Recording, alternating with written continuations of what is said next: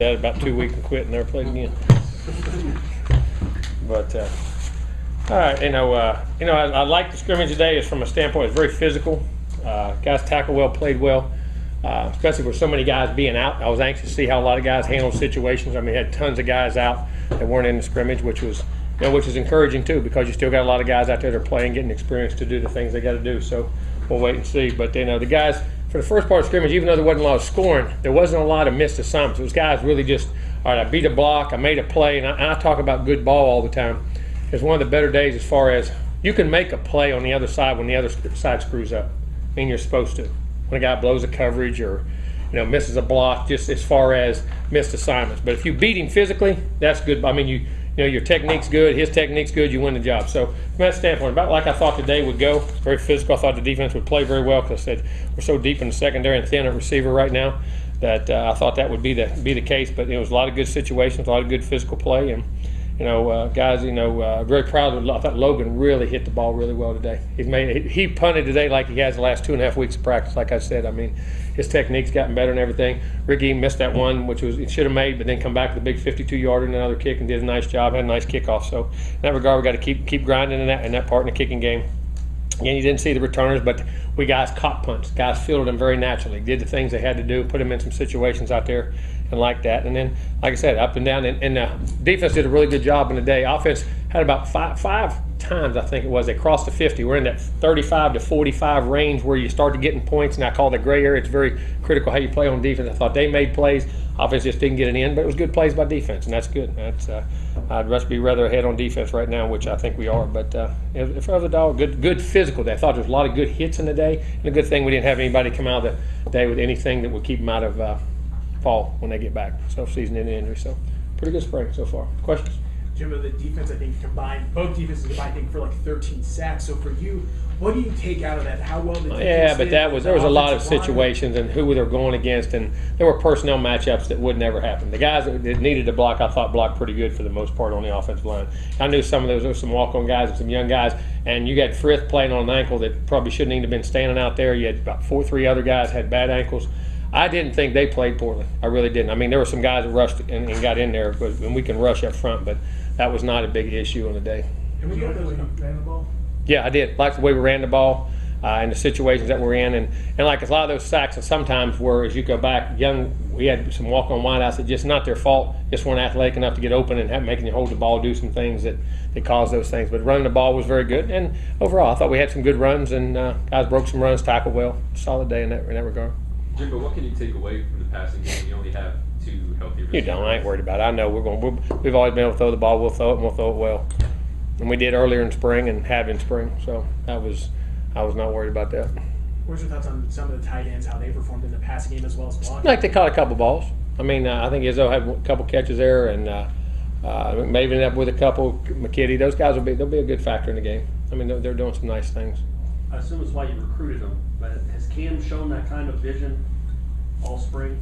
Yeah, he's ran that way. I mean, very natural. I thought he and Jaquez really. I thought Ryan Green. I thought Ryan had some really nice runs. I thought Jaquez had some great power runs and inside runs and ran good. And Cam got the chance in space a couple times even in space. I thought he should have pressed the block. I thought he bounced a little bit and should have gotten on more south, but he did learn open field running. But I thought for the most part, he caught the ball when he had a chance. And is he also a kid that'll get you the 3-4 tough yards in the middle? Oh, no doubt. He's strong. I mean, he'll hit it up in. He and Jaquez and all those guys. And Vickers had a nice day. Vickers had a couple really nice runs, and even saw Neighbors catch the ball in there. And when you get Rasul, when he's going healthy, that'll be a good group there too. He's very talented.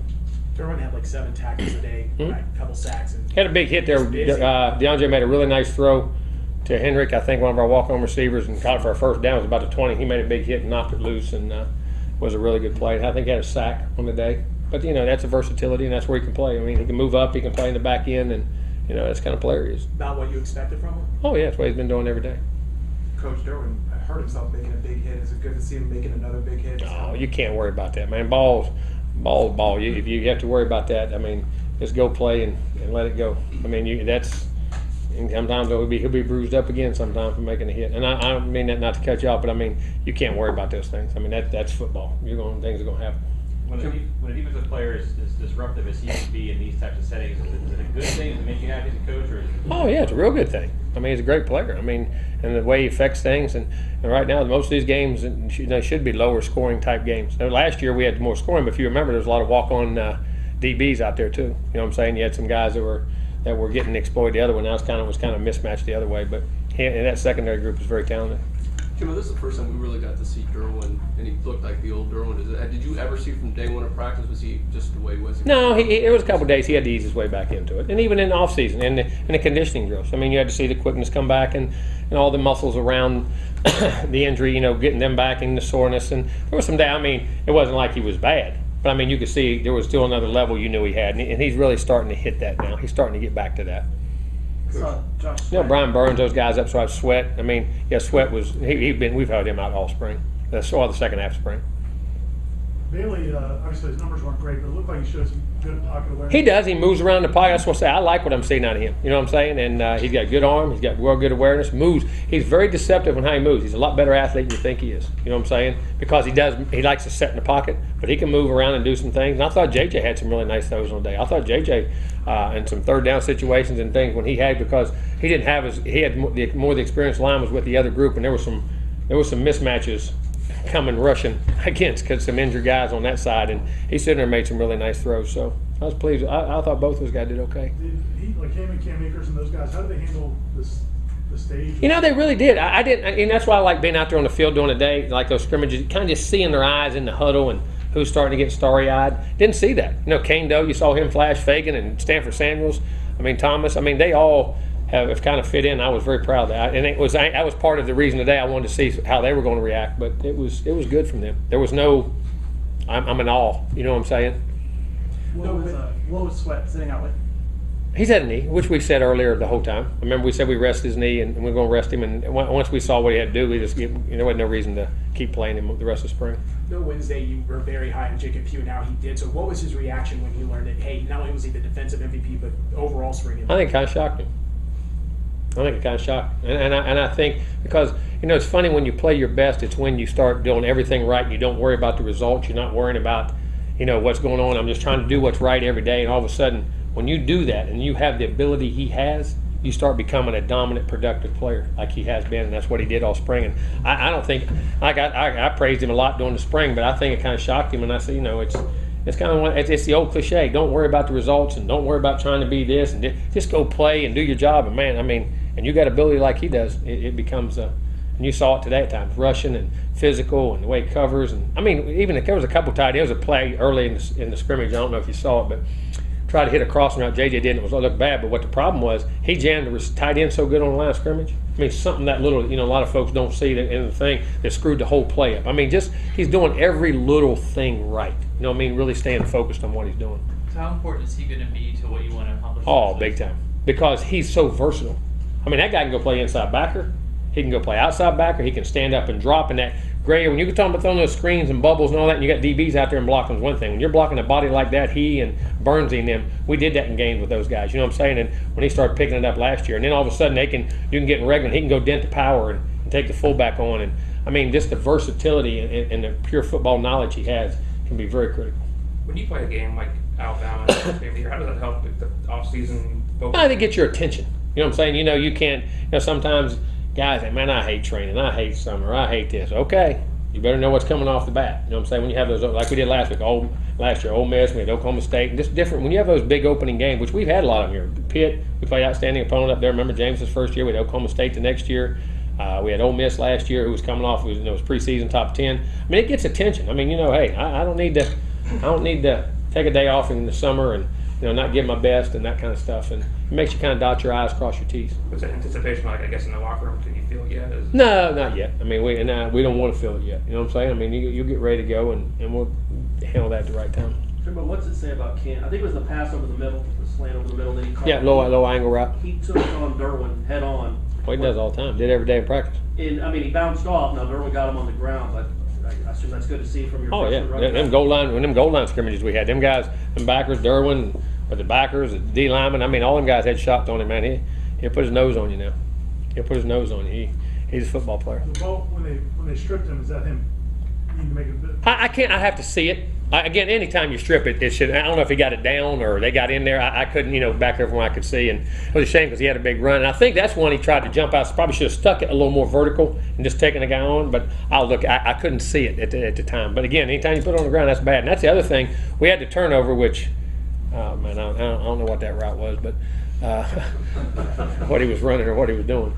But for the most part, the other thing I was very happy on, taking care of the football for the day. I mean, that was the only turnover on the day was the, if I'm not mistaken, when that right was the interception right there. And that was forcing them to go 2 minute. I just wanted both sides to work on it and do what they had to do. But and he stopped on a route, and DeAndre tried to go ahead and make it work, but it wasn't. I mean, I said, should just, to get rid of it. But I don't know what he was running. But that was the other thing on the day, taking care of the football, and the defense was hitting well and making plays on the ball. It wasn't like they weren't. Sometimes you don't turn it over when there's big plays and guys aren't covering you tight and things like that. But they were doing that, and we still took care of the football. And that's and I'll tell you what, you take care of the football, punt like that, and play defense like that, you're going to score points on field position and things of that nature. And then hopefully our return game will kick in. Coming out of the spring, how do you feel about the backs after losing Dalvin? I mean, how do you feel about that? I feel good. I mean, we know Jock Quez has started 3 games here. Every game he's had 100, maybe 150. Is that right on all 3 starts? A couple of them are 200 in yardage and caught the ball. So he can go in a game and play, and has done a tremendous job as a starter in that role. The young guy Ryan Green's come on good. Again, I keep saying Amir Rasul is a really good player. Vickers, our most improved guy, as a fullback, tailback. You know what I mean? He's doing good. Neighbors, and then Cam coming on like that. So you feel very good in numbers because guys get nicked and knocked, at that position. But for the most part, feel very good and confident in that group coming in. It seemed like this game gave guys kind of like Devontae and some of those other guys who may have been injured in previous years a chance to kind of get a chance to play, kind of like Purifoy as well. What was your thoughts on how some of those guys did? I have to wait and look at the film. Devontae had a couple things. Again, I thought Nooney made some really nice catches. We didn't try to go to him a lot early in the game. Maybe they should have done that more. Whoever's calling the plays had it screwed up. You know what I mean? I wasn't calling them. See, no, I didn't call any of them. So you can blame it on somebody else now. Odell? No, it was Odell. Yeah, no. But he made one catch over on that side. You saw it was phenomenal. But again, staying consistent and making plays like that's one thing. But being a number one and really doing it, which he's starting to emerge into, and the things he can do, and getting Keith. We tried to get Keith in today, and he teaked it, and they could have fixed it. He could have played. I said, "Get him out of here. We'll let him heal up." And that's a shame because he was having a good time, and then Auden. But those guys, it was good to see him in there. And the young time, Maven caught a ball. McKitty, you saw McKitty catch a ball. I mean, he's going to be a good player. All those guys. What did you see out of Nooney all camp? Excuse me? What did you see out of Nooney all camp? Solid, but a couple days not as consistent as I would like, and I'm being picky at it. But at the same time, with the expectations, because when you become a one or you become a guy that hang your hat on, there is no days off or plays off or anything like that. I'm not saying it, but I'm saying there's a level. But you got to grow into that too. You know what I'm saying? Like at the end of the day, who thought KB would have come in and been? Even though 80 was a number one, KB, we had a couple ones. 80, he was a one like that too, and he had to grow into that and understand that responsibility and what you're doing with him. And I've been Nooney is going to be one of the big keys for us to having the kind of year we need to have, because that guy can really, really play the game and change the game. Glad to see Ricky bounce back at the 50-yard. Yeah, it was. That's what I said. He missed that 44-yarder, and then but he come back and hit a 52-yarder. It's kind of into the wind, if I'm not mistaken. Wasn't that into the wind that way? I'm trying to think off the top of my head. That way, I think the wind was blowing. It felt like it on the field anyway. I don't know. And he hit that ball really good. Hit a nice kickoff and everything else. That was really good to see him rebound like that. Coach, without seeing returns in the return game, what do you look for special teams wise in the spring scrimmage? Well, in the spring scrimmage, I'm not worried about. But scrimmages, we did it. We did it in practice every day. How we were covering and hicking and doing all those things. And you don't want to do them on the day. There's too big a chance of collisions and injuries. But as far as the kicking and things, we did. But we did a lot of work on our return game in the spring, and the covering and kicking game. As obviously the punting game really paid off. I thought again Logan has really improved and reaching his potential. Are you seeing strides being made in special teams just from last year compared to this year? Seem to be. We'll wait and see again until they're live. You have to wait and see. But I've been pleased with our work. Jimbo, DeAndre really picked it up in the second quarter there, and you got him some throws at the end there. Would you like to see a little bit more consistency from him? At times, but again, what's around him, man? You got to remember what now. You ain't running with your normal guys out there running routes, and even a couple, like I said, even though I don't know what that route was. I know what the route was, but I ain't never seen it ran like that. And that's knowing again. And Devontae had a good day. There's nothing against that, but until you get that continuity out there. He had a throw. The first throw of the game he could have made was a hair off. There was one to Devontae later. I think he could have got, but he made some really nice throws on third down in the middle of the field. And so that's where he's good at. You go back to him on third down, you go back to him on 3rd and long, you go back to him on red zone. I mean, that's where the money downs are, and he's excellent. And as we get our guys back around there, you'll see that pick up. I think you saw DeAndre kind of going up to Devontae, sliding A bunch. How much did you like that leadership from him? I did, because you got to get into where you want and what you're seeing and how to do it, and where that's what you got to run it just like he wants it. You know what I'm saying, and how you're supposed to get it, and that's part of their growing as a team. How would you assess Bavian, not only just today, but what you've seen from him? Okay, but and was playing all spring on a bad ankle. Like I told you, he hit a trampoline deal. What he thought he was, I guess, Jack Lane or somebody, and had a high ankle sprain that he nursed all the way in and started spring practice with. And you're in there, and you talk about a receiver running on a ankle. When you're talking about a lineman having to brace and power and do that in there, but has a really good future. He and Misselli, all those guys, I think, can be really good. It's a shame they both got nicked up, but he played kind of hurt all spring and was playing today. That ankle still, and hopefully next 3 to 4 weeks it'll heal up all the way. But he's got a chance, and he's a good guy, and he understands it, and got a good body for in there. What do you think the offseason will be like, whether it be for Baselli, Johnson, and Everly, knowing that there's 3 viable options right there? Well, they're all at the battle. There's viable options everywhere. I mean, at tackle, at guard, and you got to remember today, you didn't have Ricky Leonard, you didn't have Everly, and didn't have Dickerson in there too. I mean, you had three of your starting guys that have played pretty good that weren't even in the lineup today. So those other guys will keep grinding, and those other guys will keep pushing them. Another offensive lineman, Wilson Bell, transferring. What kind of players Auburn getting? Really good guy, great guy, good player, very conscientious, good person. I mean, you love Wilson. I love Wilson. He was in there today. He was talking to him in our locker room today. Jimbo, on the leadership, you said you wanted this whole spring kind of somebody to step up. Yeah, I saw it today. I mean, like you saw 12 going to him. You saw 3 communicating. You saw the linebackers. You saw some of the front guys starting to communicate. It really started picking up. But again, saying you lead, I should be. Man, leading's hard. Leading's hard, and it doesn't come natural to people.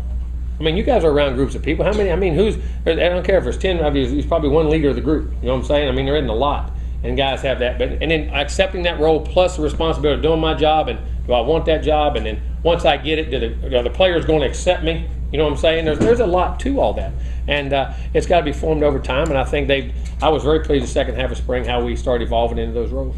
Jimbo, so you guys said you guys had like 100 former players today? Yeah, there was a ton of them here today. It's not easy to get to. What does it say when all those guys keep? Well, I mean, I think what I want them to understand first is this is always home to them. I mean, I don't care how long you played here. You created this culture. You created Florida State, and I think also that how much they like like they are very encouraged about how we're doing in the program. Where the program is, we're back on top. We're playing in the major bowl games like they did. We're finishing in the top 10. We're playing for national championships. It's like all those guys did, and they're very proud of it. And it's great for them to be around. I like our players seeing those guys and who the history is and what goes on, and the legacy. It's been those guys left here that you got to carry on. You know what I'm saying? And I think it's just sings volumes to what we're doing and how well we're connected as a family. What did you see from your offensive line on both teams today that you liked, that you didn't like? I thought we ran the ball very well, and I thought for the most part, I mean, there were some long passing yardage situations at times that I thought they, for the most part, got balls out. And like I said, a lot of the sacks as I saw came from guys not quite being able to get off press or getting the routes quick enough. But I thought the offensive line had a pretty solid day on the day. Now, again, I'll watch the film to make sure. Again, to go with your back. That's why I like standing back there. But it wasn't like jailbreaks. And it wasn't. The other thing if a guy already got beat, guys are banged up. Some of the guys on defense are pretty good now. They can rush. And wasn't a lot of, I was in bad position. I just, guy beat me physically, or he get a good technique. There wasn't a lot of blown assignments. Communication was good for the most part. You know what I mean? A lot of those things you look for, and I was proud of that. Couple more. Especially when you have a lot of guys that don't play together all the time. You know what I'm saying? That they're usually on different units. You get mixed up in this game. We didn't get a chance to hear, but some people were saying over social that it seemed like the conversation between you and Rex Ryan was kind of interesting. A, what was that like? And B, what's kind of the... I love Rex. No, he's a great guy, one of the great coaches and defensive minds in football, and was a great head coach and all that. And we were reminiscing, and there was a story, but we had coached against each other one time, and back in 1991 when I was a young coordinator and everything, and then just talking that in general all the way across. And I love talking ball with him. You can tell he grew up around ball. I mean, he's a football junkie, and it was fun and very entertaining and very knowledgeable. I had a good talk with him yesterday. It was fun. So who won? Huh? You said your two teams played against each other. We did, and we had a really good team. We kind of sabotaged them. We changed a lot of offensive stuff, and then we had a really good team. We went to national semifinals that year. I was in 1991, and they had played the last. Moorhead went to Moorhead State, who had really not been a good program. In the last 6 games, man, they played defense lights out. They were playing that Buddy Ryan 46 defense, barracks, double exchange, and all that stuff. and we changed a lot of things on offense. And we had known they played the last 6 games. I mean, they beat #1 Eastern Kentucky, who was #1 in the country. I mean, they beat some great teams. So we played a Division II team to open up with, and we did our old stuff, and then broke a lot of the new stuff out against them, and we jumped on them and beat them pretty good. That's what he said. He said he was going to quit coaching. Didn't know if he'd get another job that day. We got on them pretty good, scored a bunch of points, but like I say, we kind of shanghaied them a little bit. They didn't know some of the stuff that was coming. You know, that's what I say about off seasons. When you talk about opening games and opening 2 games, that's the thing, man. There's so many things that can go on that, you know, that opening games that you don't have to deal with on a weekly basis once the season gets going, because those things can go either way. And that's why we say as coaches we hate them. It's not that we hate playing the opponent; it's we hate the unknown. And when you get, you know, people 6 months, 8 months, whatever it may be, all that kind of stuff, and we were able to have a successful day that day. But he was a great guy. I mean, I'm gonna tell you what, we were actually scared. That's why we changed everything and did a lot of stuff. They were really good. Made us do it. Jimbo, just leaving the spring.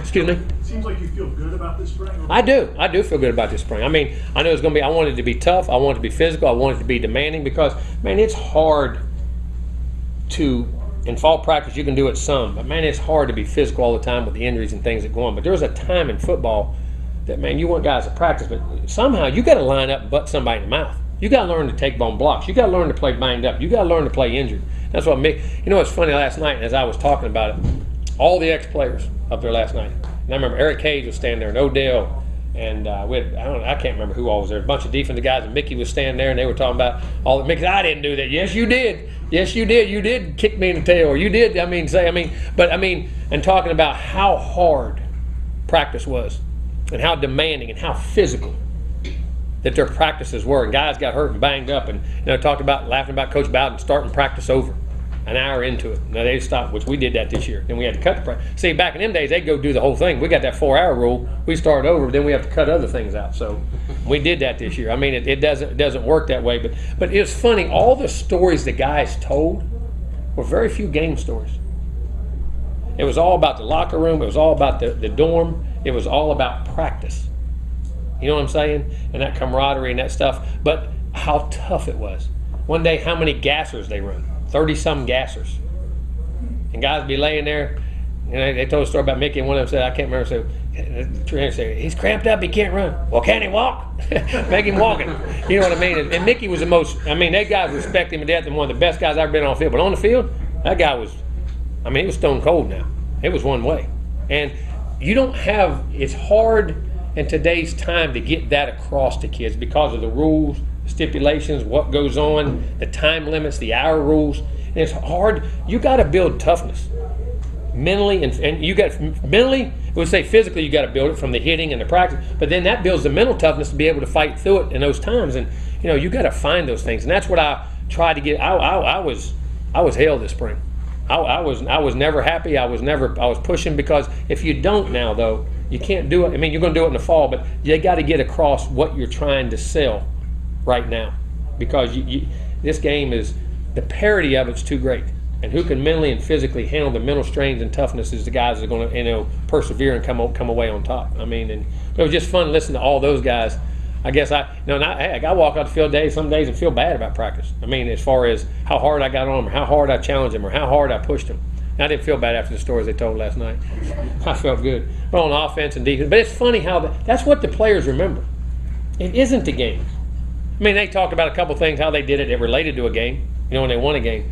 But that's what I keep trying to tell everybody. It's not the games and the winning. It's all the camaraderie and that practice and what you go through. And you back to those reunions. I always tell our guys all the time, when you walk up 20 years from now to your reunion, as you're walking up and there's 4 players standing there all together, and here they see you coming. And it's a comment. We all do this to people. Here comes Joe. Man, he was a goofball, or man, that was one tough son of a gun, or that. I said, when you walk up, what are they going to say about you? I said, when you get the respect of that, that's what this is all about. It ain't about winning the game. It ain't about being an All-American. It ain't about playing in the NFL. What are your teammates going to say about you? And you learn that out there on the practice field. And then I thought we had a good, and I'm getting on that, I thought from that standpoint, we grew in that area. From the leadership part, I saw grow, the physicality, which I saw the good. I was happy today. Derwin made that big hit back there on that that seam route. Perfect throw. Guy should have caught it, had it caught. And he made the hit, and he made a big hit, but you know what? Didn't get a target. He's hitting the strike zone, doing it the right way, doing the right thing. I thought we made a lot of strides in a lot of areas that way. And again, we're far from a finished product. We got a lot of things to do, but there's a lot to work with there, and the attitude is coming in the right direction. So I really am. I am pleased where we're at. Again, I know we got a lot of things to do, but I like the group we got. Yep. Good way to end it. Yeah. Good speech, man. That shut y'all up for a while. Couldn't think of a question, so. Jim, did you just have good see? How'd you do the voting for the team? Do what now? I divide the seniors up and had them draft. Then I had a coin toss, and then then flipped the coin, and then whoever got the first pick, the next team got the next two, then you rotated back and forth like we always do. Who were the first ones? I ain't saying. Come on. I can't say that. I feel bad because then the players getting you can. I don't want the last pick. Hey, it isn't hard. It isn't hard to figure out who the top is. Yeah, I figured. Like our videos? Then you'll love being a premium member of Warchant.com with exclusive access to breaking news, insight, and analysis from the best on the beat. Enter the promo code WARCHANT30 on our sign-up page and get exclusive premium access for free for the next 30 days. Warchant.com, your ultimate Seminole sports source.